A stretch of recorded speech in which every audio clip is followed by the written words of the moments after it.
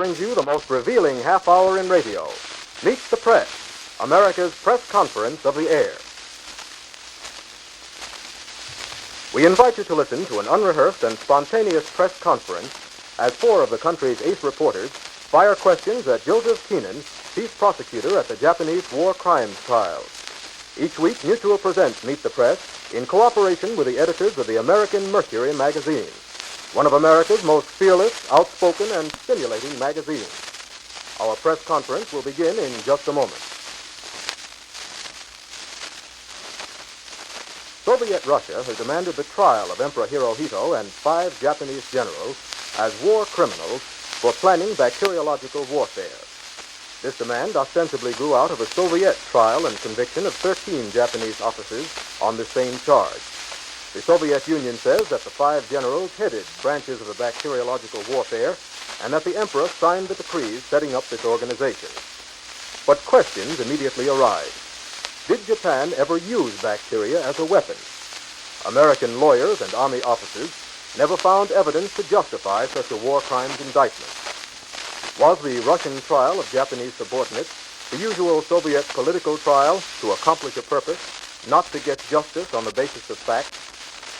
As to Emperor Hirohito, is he a war criminal, or is it rather, as the State Department suggests, that Russia is trying to divert attention from its failure to return to Japan 370,000 Japanese prisoners of war? The merit in general of war crimes trials has also been questioned. Are they political, or are they founded upon law and likely to deter a future aggressor? To answer these and other questions which you would ask if you were here is Joseph B. Keenan, chief prosecutor at the Japanese war crimes trials. And now here is the well-known editor of the American Mercury magazine, Lawrence E. Spivak, to welcome Mr. Keenan and the members of the press. Welcome to another weekly news conference. Seated around the press table, Doris Gleason of the Bell Syndicate, Robert Jarrett of Time and Life magazine, Paul Ward of the Baltimore Sun, and Ernest Lindley of Newsweek magazine. Facing the press table is Joseph B. Keenan, chief prosecutor of the Japanese war crimes trial. Mr. Keenan is a Washington lawyer who began a career of investigating and prosecuting crime when he was a young special assistant to the Attorney General of Ohio. In the early New Deal days, Mr. Keenan became Assistant Attorney General of the United States in charge of the criminal division of the Department of Justice. In the aftermath of the Second World War, he was named Chief Prosecutor of the Japanese war criminals. At the recent Russian demand to try the Japanese emperor caused Mr. Keenan to say there's far more reason to try Stalin as a war criminal than Emperor Hirohito. Now, who has the first question? Mr. Lindley. Mr. Keenan, why, in your opinion, are the Russians demanding now, 4.5 years after the end of the war, that the Emperor Hirohito be tried as a war criminal? It's obviously some type of propaganda. It isn't a serious effort. It's anyone's guess why the Russians do anything by way of prosecution and trial. Mr. Keenan, have they made a previous demand, either publicly or in any other way, for the trial of Hirohito as a war criminal? In the early days, in 1946, we were notified that the Russians did desire to try Hirohito as a war criminal, but had decided not to press that demand or request. Did you get any indication as to why they did not press it at that time? I think it's frank to state that the decision not to try Hirohito was made by the leaders of the 3 or 4 large nations, and it was a political rather than a judicial one. In your opinion, should Hirohito have been tried as one of these war criminals responsible for taking Japan into an aggressive war? My answer to that briefly is no. From the evidence that was adduced at the trial, it was quite clear that Hirohito himself did not want war, nor did he want it forced upon him by his own ministers. Mrs. Gleason. You say that there's more reason to try Stalin. What indictment would you bring against Stalin, Ken? The indictment against Stalin would be for planning and initiating wars of aggression. The same indictment that was brought against the Japanese war criminals at Tokyo and against the Germans at Nuremberg. What wars of aggression? To be specific, the war against Poland. that was actually waged, and there was a plan on foot between Hitler, Jano, Ribbentrop, Molotov on behalf of Stalin, and acting under Stalin's instructions, to divide up the world and to wage war against anyone who opposed their new order. Does that correspond to the type of evidence introduced in the Japanese war trials and at Nuremberg also against the Nazis, on which convictions were obtained? We did have in evidence in our case an authentic document that was taken from the German archives, and it showed clearly that there was an agreement in principle upon the part of Stalin to unite with Hitler and with Mussolini to bring aggressive war upon the world if necessary to enforce the new order. The plan failed merely because Hitler would not agree to the share of the loot that Stalin demanded. Mr. Ward. Keenan, in the legal section of the State Department, as of this moment, they are working on a reply to the Soviet note requesting the arraignment and trial of Emperor Hirohito. How would you reply to that if it were in your province? I'm afraid my reply would be very brief. In the first place, I would state that their demand or request was not made in good faith, and that the evidence in the case before the Russian judge, among the other judges, and before the Russian prosecutor showed plainly that Hirohito himself was a man of peace and was not desirous of war, and in his own way made great efforts to avoid it. Well, Mr. Keenan, was there any evidence offered in the Tokyo trial of Tojo and his friends bearing upon this point of bacteriological warfare? None whatever. Then it's not true, as Ravag, the Soviet-controlled radio of Vienna, charged only 2 days ago, that you yourself offered evidence in that trial of bacteriological warfare on the part of the Japanese? That's false. Mr. Sheridan. Mr. Keenan, during the war, I believe the Chinese claimed a number of times that the Japanese had used bacteriological warfare against them.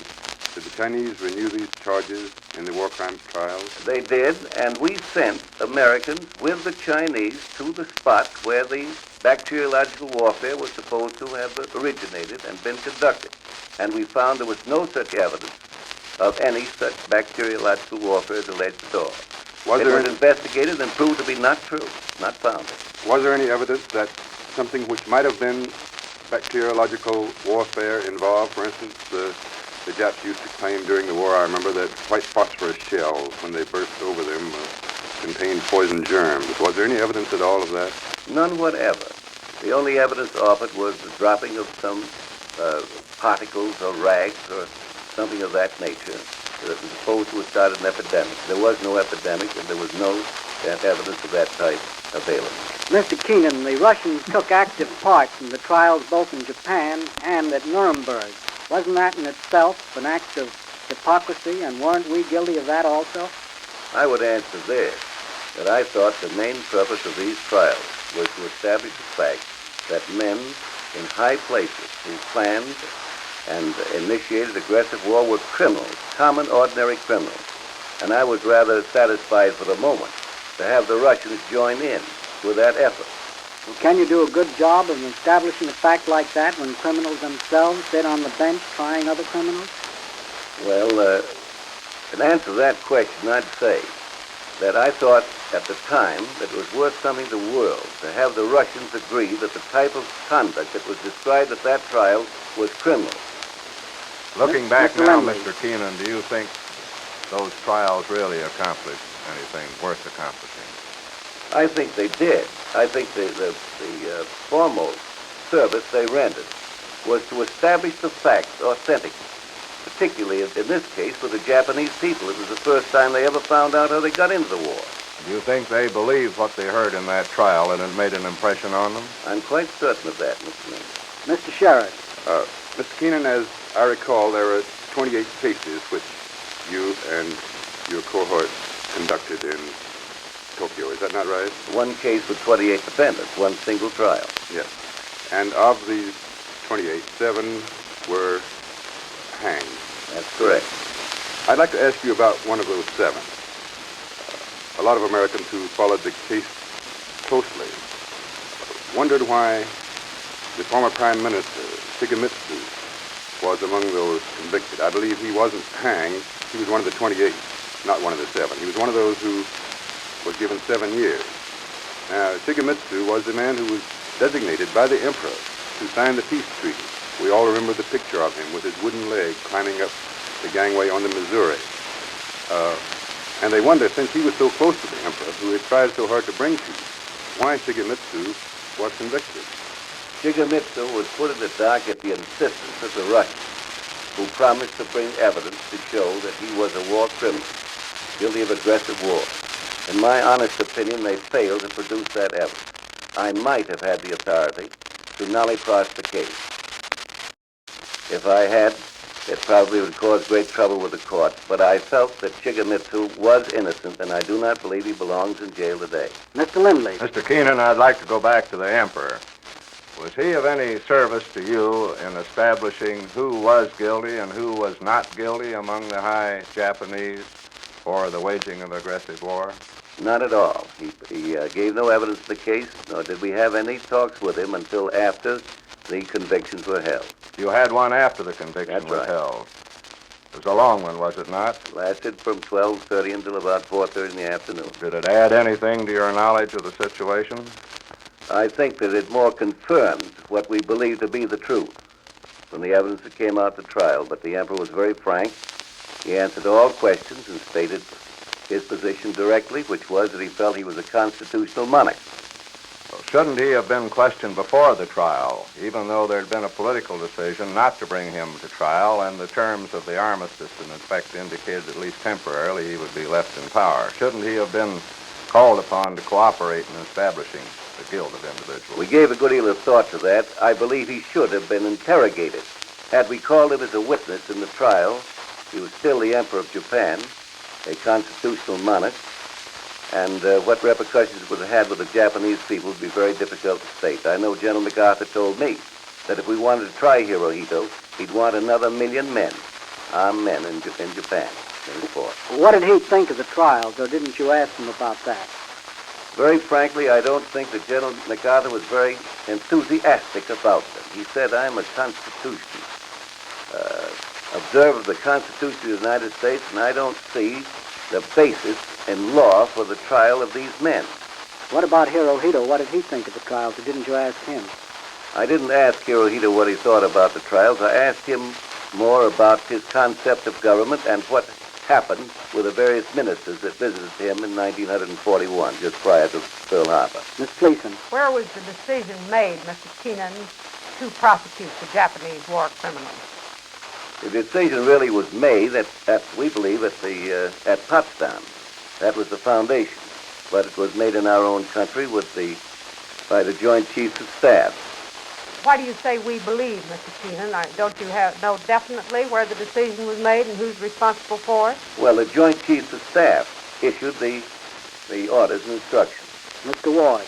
Mr. Keenan, I believe during this trial you had as one of your associates and fellow prosecutors a Soviet attorney, Galinsky, I think, and that he had a large staff and he had full freedom to examine any of the accused, some 28, and did so examine them in private and at length. How do you account for the fact that there did not ensue among these people subjected to Soviet cross-examination any confession such as the Soviet prosecutor seemed able to produce in Moscow and Khabarovsk and Warsaw and Prague and Sofia and Budapest? I think I'd have to ask you that question, Mr. Ward. All I can say is, reminiscent of Will Rogers, that we didn't have one single confession from anyone in 2.5 years. Mr. Sheriff. Mr. Keenan, during the war, a lot of Americans who fought against the Japanese were impressed by one thing.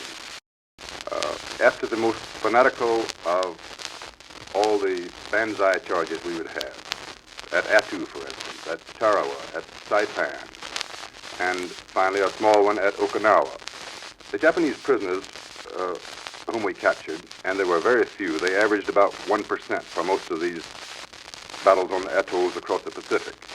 Nearly all these prisoners told us that the reason for their fanaticism, what was back of their extremity was their worship of the emperor. Now, isn't there some danger that this will cling on as long as there is an emperor of Japan? I rather think not. I think that was more or less of what we might call in loose language in America a racket. I think it was promoted by the Japanese militarists to make them think, these men think that they wanted to die for the emperor. I don't think the emperor wanted any of them to die for him. Nevertheless, sir, he was the symbol of their fanaticism. I think the word symbol is good because I think that's what it was, a symbolic affair. Miss Gleason. Don't you think they have a new symbol now, Mr. Keenan, who is not the Emperor Hirohito? They have very great respect and I think admiration for General MacArthur, if that's what you're indicating. That's precisely what I mean. Don't you think that it has materially cut down the awe and the reverence in which they once held the Emperor? I think that is true. I think they believe that General MacArthur is the top man in Japan. Having been in Tokyo last fall, I think that between the General MacArthur and the Emperor, it would be a Mexican standoff at least, don't you? I think it would be very close. Mr. Lindley. Mr. Keenan, do you think militarism is dead in Japan now, or could it revive very easily after we pull out? I'm not naive enough to answer that question directly. I saw the Japanese for 2.5 or 3 years with their heads down, plowing along the streets, and I'm not sure we have a correct concept of their character. I believe that there's been severe inroads made into any chauvinistic spirit of the Japanese people. Mr. Keenan, do you think that if it hadn't been a political decision not to try the emperor, that it would have been possible on the same kind of evidence that you used against other people to have indicted him and to have convicted him? Strictly legally, Emperor Hirohito could have been tried and could have been convicted because under the Constitution of Japan, he did have the power to make war and to stop it. And we could have convicted him. Do you think that any of those trials based upon our democratic concepts of justice were legal? Since most of them were ex post facto? I do. I don't agree. That's a large subject. But my answer to that is that these men were really tried for murder. They brought about these wars, and they knew it meant mass murder, and they knew there was no necessity for it, that every attempt was made with the Japanese to try to work out their problems for them. They had no respect for the human personality, and they took the lives of people without much regard for them. Well, since when can one country try the natives of another country for murder, though, by any of our laws? Well, it depends upon how legalistic you want to be. Certainly, there's no Congress of all nations. We have to admit that. And if we have to wait for that to occur before we can get an international code, I don't think there's much prospect of that coming during the lifetime of pre-generation. Well, weren't most of them tried, though, for waging aggressive war, which was another way of saying that the man who loses his neck if you catch him? No, that is not true. There were many men in Japan who were very active in waging the war in high places, and they were not tried. Mr. Lindley. I wonder if I may turn to another investigation in which you had an important part. Won't call it a prosecution. You were general counsel to the House Armed Services Committee in its investigation of the B-36, or rather the charges of corruption and impropriety in the purchase of the B-36 last fall. You've completed that job now, have you not? Yes, that was completed several months ago. Now, you're completely satisfied with the committee's decision that there was no evidence that supports these charges. Well, when you got that Armed Services Committee with both parties, including Mr. Van Zandt, agreeing that there was no evidence, and he was quite convinced there was no corruption, I'd go along with it. Do you think that any further steps should be taken or should have been taken against the people who started those reports and rumors? Oh, I don't think so. I think it was better to let it die. I think it came from an excessive zeal on the part of people who really thought a great deal of their service in the Navy because it came from Navy people. But I think it is better left to rest at this time. Mr. Sherrod. You did not, however, did you, Mr. Keenan, continue the case into the investigation of the effect of strategic bombing or of the Navy's case against the B-36 as an airplane? No, it was deemed wise to have the committee adjourn as a committee of investigation after they found there was no fraud on the part of the Air Force and Mr. Johnson and Mr. Symington. and the committee convened as a standing committee, and the Navy presented its own views.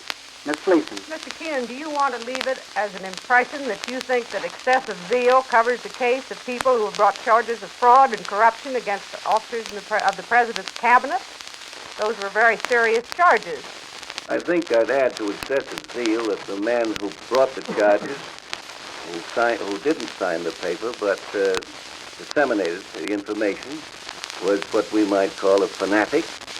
I don't think there was anything wicked in his mind, and I think he thought he was doing something for the Navy. It was a bad piece of business. He was humiliated in court, and I'm not sure that he violated any federal statute. Mr. Sherrod. You'll agree, won't you, Mr. Keenan, that most of these Navy officers who did disseminate some of this information were worried about the validity of strategic bombing as proved in the last war, and therefore they thought they were acting in the best interest of the country? I think that's true, too. I think they had a pride of service, and I think they wanted to have a large part in the war, in the aviation part of the war.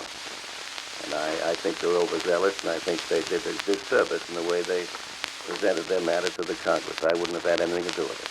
Miss Do you Gleason. think they actually harmed the presentation of the case against strategic bombing? Quite certainly, that ought to be a purely objective matter, and it ought to be settled by experts. And it should have been settled before the evaluation group that was already set up for that purpose of high-minded, experienced men. I don't think the congressmen themselves had enough experience in the premises, with all due respect to make Mr. them Ward. judges. Mr. I'd Ward. like to come back just for one more moment to this bacteriological warfare. Mr. Keenan, I'd like to ask you if you, in considering the propaganda purposes behind the Soviet note, would give any weight to the possibility that they want to exploit this thing because this government, the United States government, refused to ratify the 1925 Geneva Convention outlawing bacteriological warfare. I don't think the thought is that deep, Mr. Ward. I think it's just a cheap attempt upon the part of the Japanese, of the Chinese, of the Russians to appeal to the Chinese that are over in Moscow now. Mr. Keenan, I'd like to bring you back to Japan for a minute, too. What do you think is going to happen when MacArthur withdraws? I mean, do you think that the Japanese are going to remain as democratic as they seem today? I think that's a considerable question. I think they've made progress in the art of self-government. I think that General MacArthur has done a wonderful job in helping along the road. I think it's anyone's guess just how deep it is, but I have quite a bit of hope. How long do you think it's going to be necessary to keep General MacArthur there, to keep them democratic? Well, I think he'd have to be there another 2 or 3 years anyway to do his part of the job. Do you think that the United States could withdraw from Japan in 2 or 3 years, Mr. Keenan, in view of its strategic importance? I don't think the United States could withdraw or take all of its troops out of there, but I think in 2 or 3 years' time from now, General MacArthur will have done enough work and have done it soundly enough that he can be succeeded and be relieved of those very onerous duties. Mr. Sherrod. I believe in 2 or 3 years, General MacArthur will be 72 or 73, too, won't he, sir?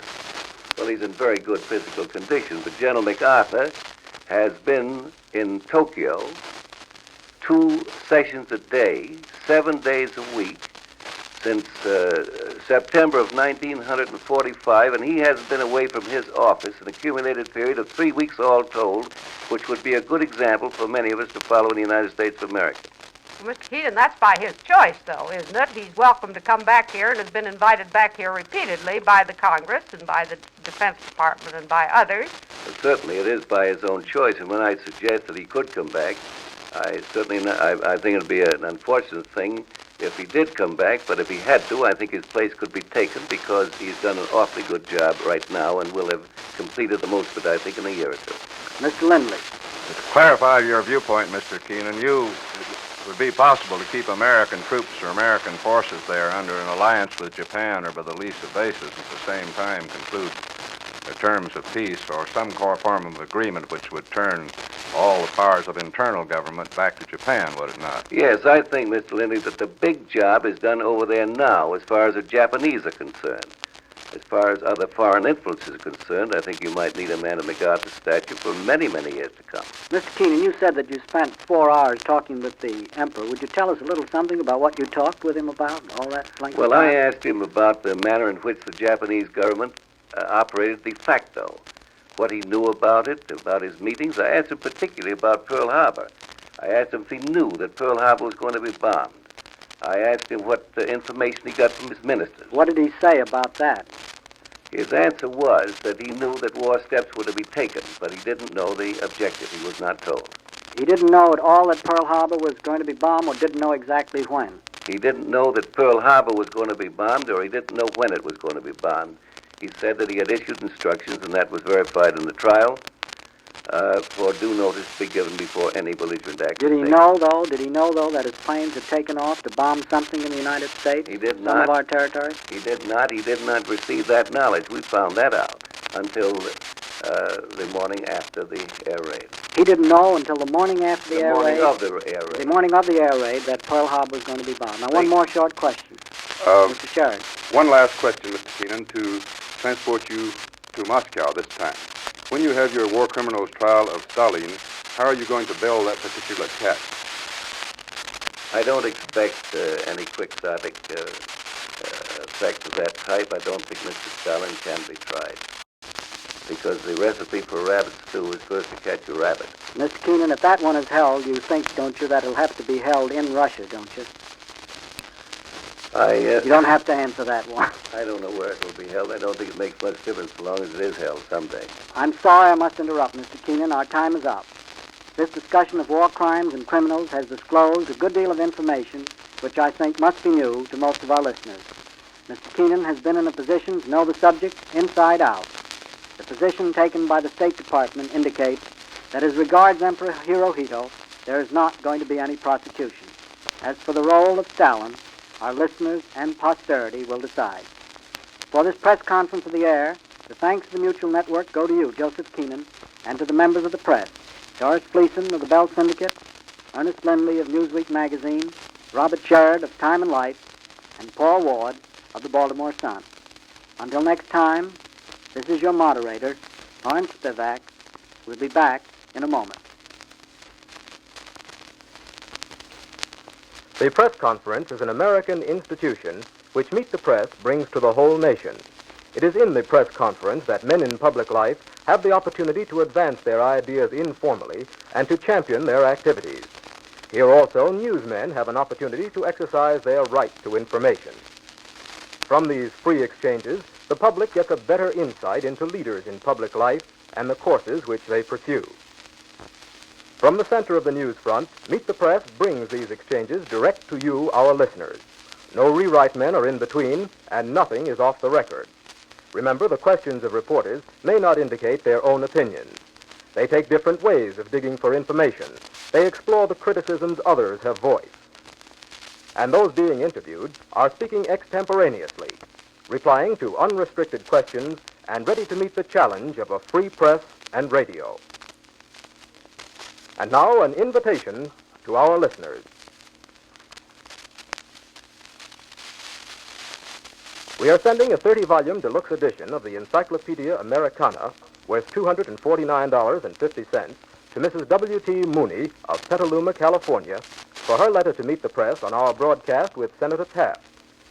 We invite all of you listening in to write us a letter of 250 words or less on this broadcast with Joseph Keenan.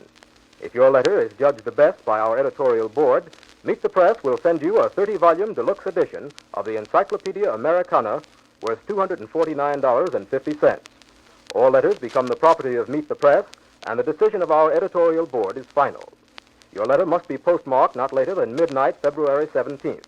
Be sure to sign your full name and address your letter to Meet the Press in care of Station WOL, Mutual Broadcasting System, Washington, D.C.